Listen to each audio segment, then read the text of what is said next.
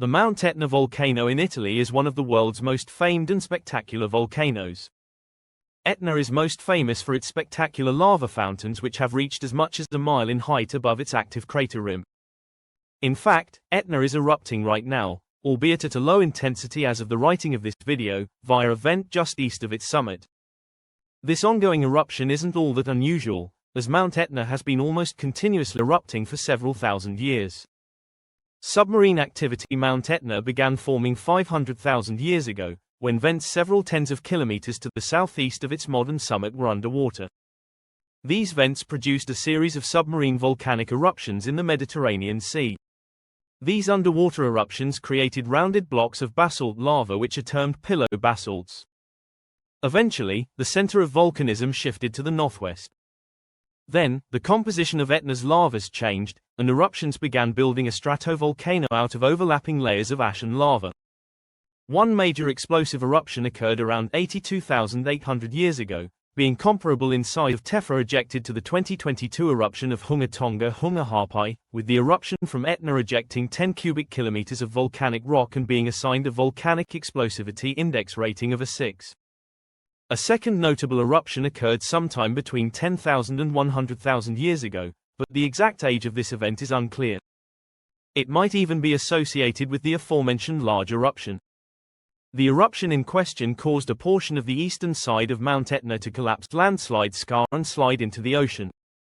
This occurred in a similar way to the 1888 eruption of the Bandai volcano in Japan, leaving behind a similar collapse scar which is today known as Val del Bove.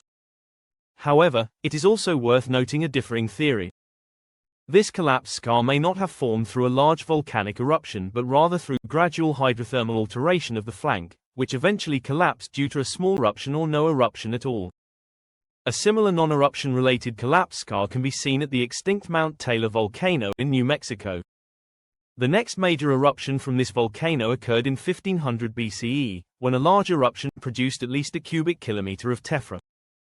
A similarly large event, albeit an order of magnitude smaller, occurred in 122 BCE via Plinian eruption which produced a sustained eruption column.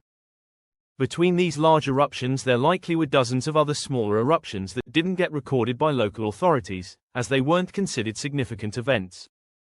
This is a reasonable assumption given the near-continuous volcanic activity which has been witnessed at the mountain during the past several hundred years. Another notable eruption occurred in 1669, when a vent formed 14 kilometers to the south of the main summit. This eruption was only moderately explosive, but produced long-traveling lava flows which would go on to destroy a number of towns. The largest explosive eruption from Mount Etna in the last 1,000 years took place in 1787, when a VEI-4 explosive eruption occurred.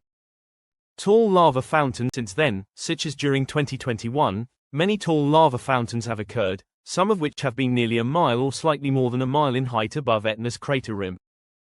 Here is some footage from the 2021 eruption. The reason why Mount Etna is able to produce such high lava fountains relates to the presumably high gas content its magma contains when compared to other volcanoes of a similar composition. For the last several hundred years, Mount Etna has had near-continuous eruptions. Occasionally, large explosions close to the summit craters will make the news as they violently eject pieces of lava into the air. Eruptions at Etna largely result in hazards confined to Mount Etna's edifice, but exceptions do exist as shown by historical eruptions such as during 1669. Recent eruptions at Etna have largely been of a small to medium size, with activity mostly occurring via strombolian or vulcanine eruptions. This is in contrast to its much large Plinian eruptions like what occurred in 1500 BCE. Conclusion. Thanks for watching. If you would like to request a specific topic, please leave a comment below. Additionally, I would like to thank Jessica M. Candle, PhD, for becoming a channel member.